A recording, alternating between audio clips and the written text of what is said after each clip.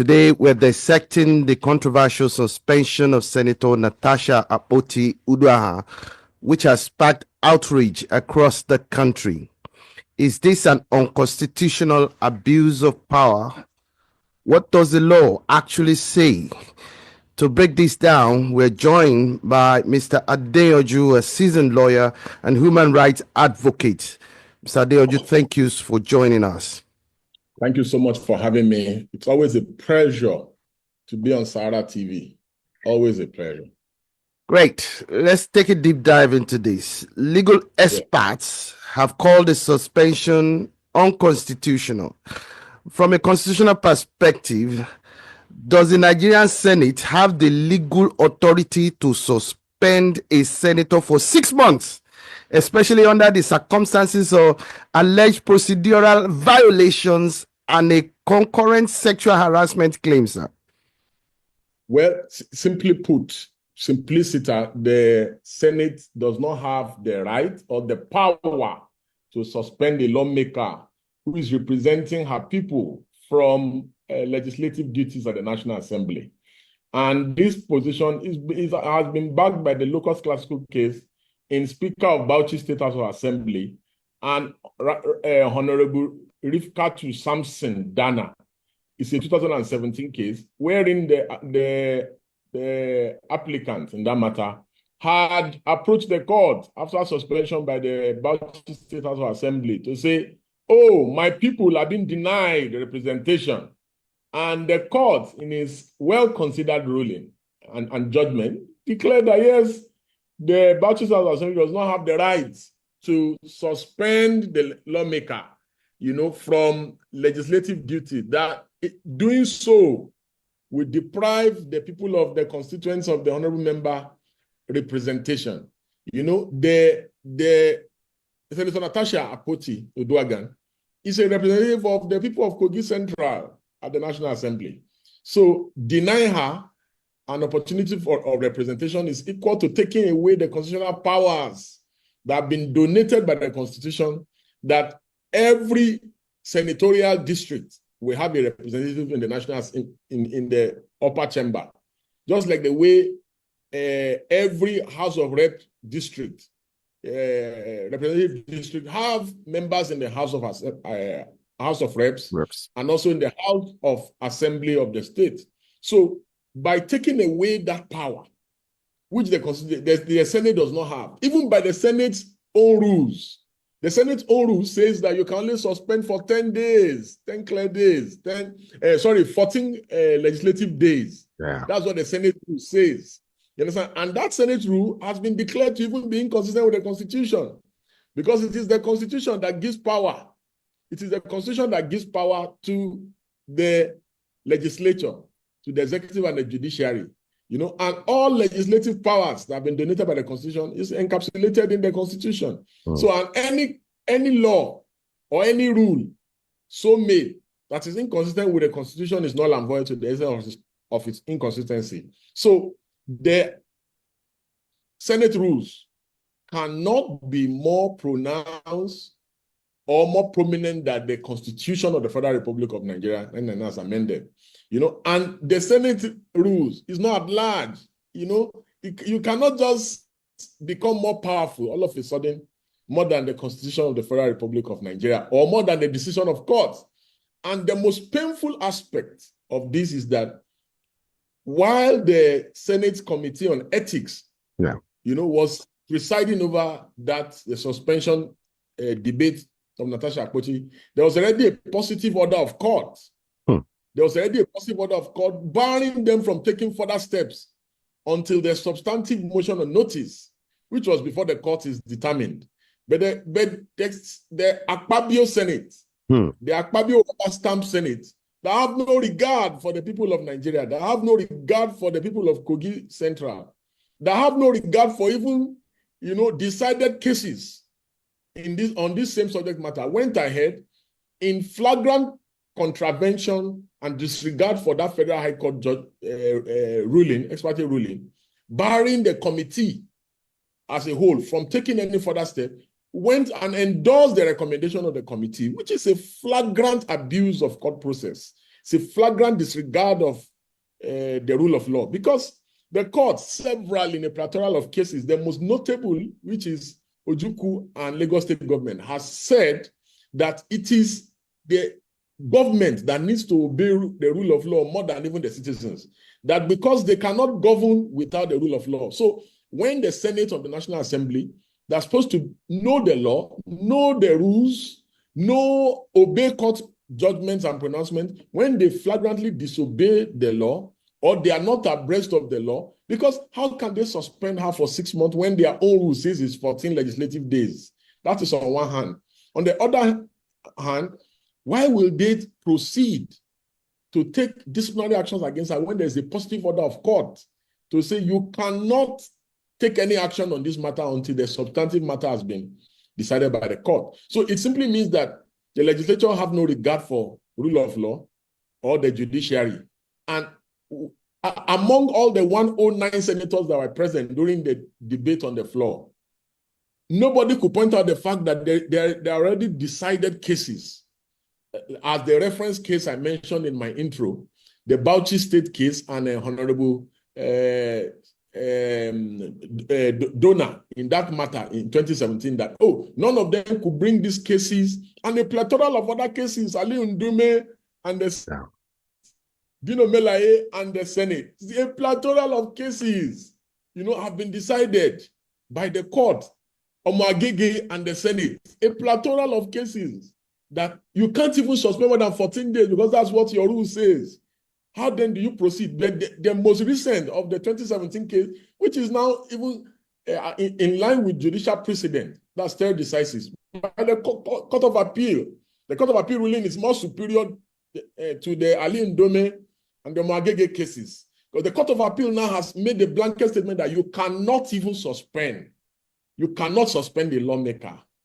You cannot suspend a lawmaker entirely. That is what the Court of Appeal recent decision has said. Because doing so is depriving our constituents representation. Now, given that Senator Apoti Uduaghan has filed a lawsuit seeking 100 billion naira in damage, what legal avenues are available to her under Nigerian law to challenge her suspension and the dismissal of her petition? Yes, simply put, in my view, I feel that the most important thing is that she must first challenge her suspension. By challenging her suspension, the matter is already before the court. The court is seized of jurisdiction of the matter.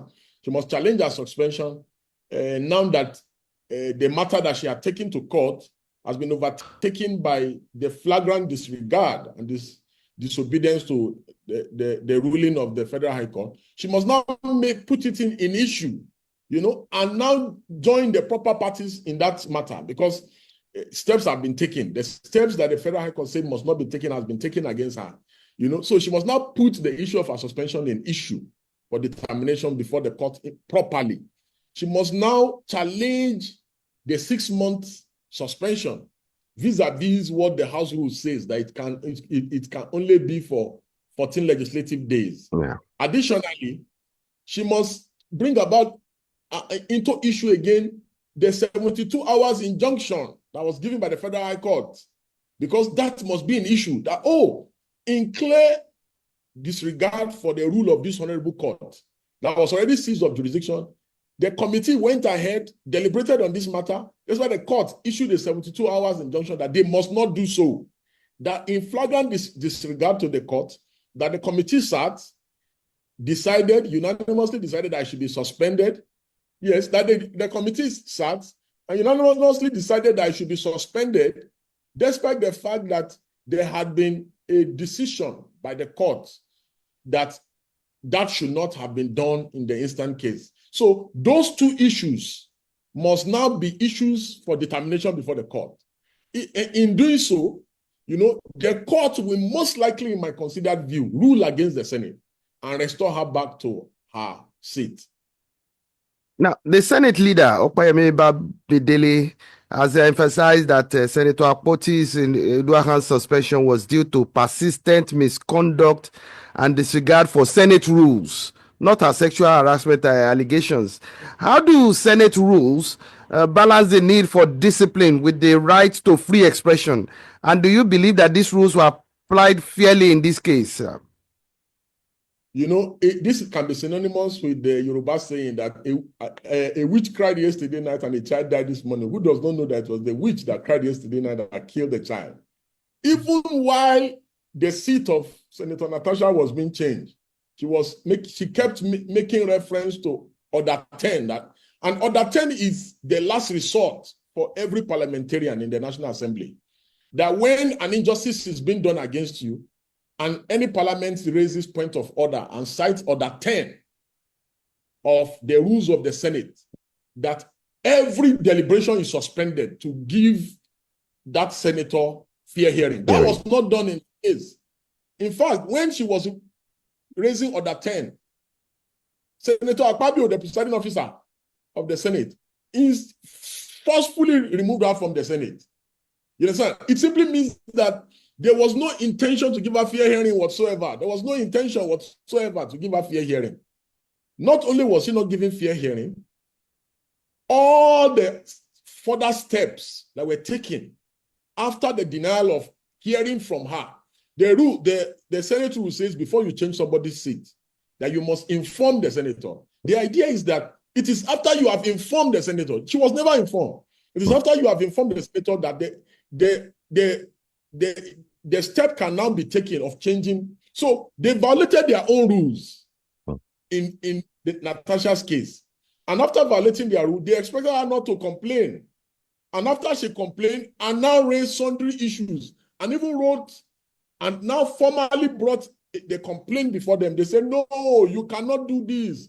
You cannot speak ill of leadership. Oh, there must be a culture of silence. So for me, in my view, all what Senator Bamidele was doing and what was done on the floor of the Senate was aimed at harassing, bullying, and promoting the culture of silence in the National Assembly. You know, and the reason why these guys could not speak up, majority of them are not happy with the way Akpabio runs the Senate, as if senators are pupils in a primary school. Majority of them are not happy. But the email that they keep sharing, the envelopes, you know, Akpabio has said that, oh, I have sent mail to your inbox. Go and check. So those envelopes that they keep sharing, they are the reasons why many of them do not have the courage, you know, to speak truth to power. It's very unfortunate, but this is the situation at the National Assembly. Now, critics have also argued that the Senate President Akpabio should not have even presided over a case in which he was personally implicated, citing a conflict of interest. From a constitutional standpoint, sir, should parliamentary leaders recuse themselves in such situations, and what mechanism exists to ensure impartiality? Yes, whenever a complaint has been made against a presiding officer, the right thing, the proper thing, the ethical thing to do is for him to recuse himself and allow the Deputy Senate President preside. This is not the first time such a thing is happening. Saraki did it around 2017 over issues of allegations against him for buying bulletproof cars. He recused himself. He allowed the Deputy Senate President to preside. You know, and they could have still done this, their dirty hatchet job properly. The chairman of the ethics committee was on Arise News defending Akpabio and insulting Natasha. Few days before Akpabio constituted, referred the petition of Natasha to his committee. So it can be that Akpabio did not have to be a judge in his own matter. You cannot be a judge in your own matter and expect that there will be fairness, equity, or justice. Just like the way that ethics committee chairman ought not to have sat on this matter because they had already picked a fight in the race, and he would have consulted independent, neutral people. You know, at least there are four to five women in that Senate. Yeah. You'll have gotten some women involved in the committee. You have gotten some opposition people involved. Balance the committee and say, oh, I have nothing to hide. These allegations against me, they are not true. Please investigate me. But that was not done in the instant case. Unfortunately, this case has sparked protest and drawn international attention, with some arguing that it undermines Nigeria's democratic principles. How might the handling of this suspension impact public trust in the Senate and the broader political system? And what constitutional reforms could restore confidence in this regard?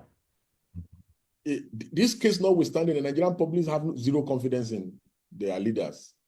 The Senate is considered an appendage of the villa. Exactly. They are saying more. Akpabio is saying more like an errand boy to Tinubu. The speaker, same thing. So nothing could have further, encouraged citizens' trust in the National Assembly. This is almost like a final nail in the coffin, because look at the comments of citizens from all across political divide. Even members of the APC are disgusted and disappointed by the show of shame in the National Assembly. Of course, the international community mocks us. Look at the reports, the international press reports that we have seen from Al Jazeera, BBC, and other international, even ABC in America. People have mocked, even South Africans are mocking Nigerians. You understand? How can you, the leader of the parliament, be accused of sexual harassment? And this is what you can come up with. This ridiculous show of shame is what you can come up with. The irreducible minimum is that even if you didn't want to be fair or just, there should have been a show or some form of Nollywood acting to display neutrality, fairness, and equity in the matter. But these guys were blatantly shameless in the way Natasha was shut up, and the way they just silenced her voice, and made a ridicule of the nation at a critical time of International Women's Day. Okay. No shame. And they subsequently went ahead and hired women to protest who did not even have an idea what they were protesting about, and saying they are in support of Akpabio. Are there any lessons that you believe this case holds for the future of parliamentary accountability, gender equality, and the rule of law in Nigeria? Yes, that the rule of law, citizens will not have respect for the judiciary, for the legislature, for the executive, if government institutions do not obey laws. That the greatest lesson that we must take away, the greatest takeaway here is that the irreducible minimum in a democracy is that orders of court must be binding, whether it is favorable or not. Rules of court, the rulings of court, that there must be some semblance of respect for the rulings of court, which is why every sane person, we're not running, we're not in the Tarzan era, we're not in the era of the Hercules, and so the era of the apes, where the strongest prevail. You understand? We're in the era of where rules and regulations should mean something. So if the legislator have no regard, for rule of law, why then should anybody obey rules of law? The issues around accountability is that leaders must be willing to explain. The most painful thing for me is that even if the allegations by Natasha were frivolous, at least allow a committee, a panel, to invite both parties. Allow her to lay forward allegations and bring witnesses or evidence, lead evidence. Allow Akpabio to cross-examine her. Allow Akpabio to defend himself. You understand? This all boils down to parliamentary accountability and promoting rule of law and accountability, within the political ecosystem in our country. A situation where, you shut everything up, you promote a culture of silence, you bully, you harass the senator that has raised these salient issues, then you are not promoting accountability, and you are not ensuring that people have confidence in the system. Still on the matter of accountability, there are media reports of Imaswe, that's the chairman of the ethics committee, having been disbarred from the in the United States courts as a lawyer. And questions are being raised that a person in position of power like that, especially one responsible for ethics and privileges in the Senate, should be held to the highest standards of integrity. But would you like to speak to this, please? Yes, please. Very simple. Very, very simple. That the reason why such people can do such hatchet jobs is that these people have nothing to lose. They practically have nothing to lose. These are the kind of people that are recruited to do such jobs. Because if it is a man, I have not read the reports, but if the reports are true, if it is true, then it simply means that, yes, that's the reason why such hatchet jobs are given to them in the first place. Because it's just unheard of that you will not give people, you not give people the right to defend themselves. You will not allow fair hearing. You will not even entertain the idea of transparency, of accountability. No matter how you try to pretend about it, these guys are not pretending whatsoever. And the reason why, in response to this issue, why I said the National Assembly, particularly the Senate in this instant case, have been most disrespectful to our Constitution, most disrespectful to our courts, is that Section 287 of the Constitution of Nigeria, 1999 as amended, says all decisions of courts, whether it be Supreme Court, Court of Appeal, the High Court, the Federal High Court, the NIC, all the courts, that all decisions of courts in Nigeria are binding on all persons and institutions. The National Assembly as an institution or is binded by decision of the Federal High Court. That to have disregarded the 72 hours injunction restraining the National Assembly, restraining the Ethics Committee from entertaining that matter is a clear violation and abuse of our Constitution. The National Assembly has desecrated our Constitution and the courts and have no regard for the courts. And that is why Nigerians should not have any regard for them. This is certainly a developing story, and we'll be watching closely. Mr. Adeyanju, thank you so much for sharing your insights on this critical issue. Thank you for having me. And to our viewers, what do you think? Is this suspension an abuse of power, or does the Senate have a case? Let us know in the comments below, and don't forget to like, share, and subscribe for more in-depth reporting. This is our TV, bringing you the truth in the matter. But these guys were bluntly shameless in the way Natasha was shut up, and the way they just silenced her voice, and made a ridicule of the nation at a critical time of International Women's Day. Okay. No shame. And they subsequently went ahead and hired women to protest who did not even have an idea what they were protesting about and saying they are in support of Akpabio. Are there any lessons that you believe this case holds for the future of parliamentary accountability, gender equality, and the rule of law in Nigeria? Yes, that the rule of law, citizens will not have respect for the judiciary, for the legislature, for the executive, if government institutions do not obey laws. That the greatest lesson that we must take away, the greatest takeaway here is that the irreducible minimum in a democracy is that orders of court must be binding, whether it is favorable or not. Rules of court, the rulings of court, that there must be some semblance of respect for the rulings of court, which is why every sane person, we're not running, we're not in the Tarzan era, we're not in the era of the Hercules, and so the era of the apes, where the strongest prevail. You understand? We're in the era of where rules and regulations should mean something. So if the legislature have no regard, for rule of law, why then should anybody obey rules of law? The issues around accountability is that leaders must be willing to explain. The most painful thing for me is that even if the allegations by Natasha were frivolous, at least allow a committee, a panel, to invite both parties. Allow her to lay forward allegations and bring witnesses or evidence, lead evidence. Allow Akpabio to cross-examine her. Allow Akpabio to defend himself. You understand? This all boils down to parliamentary accountability and promoting rule of law and accountability, within the political ecosystem in our country. But a situation where, you shut everything up, you promote a culture of silence, you bully, you harass the senator that has raised these salient issues, then you are not promoting accountability, and you are not ensuring that people have confidence in the system. Still on the matter of accountability, there are media reports of Imaswe. So guys, you have seen what Deji said about Natasha. Honestly, this Natasha's case is just, coming from different dimensions. The lawyers are talking, Nigerians are talking, women organizations are talking. But it's really still sad to see that, there are educated Nigerians out there who are believed to have been bought over who are protesting on behalf of Akpabio, despite what he did, Okay, let's say Akpabio didn't do what he's been accused of. Why not wait for investigations?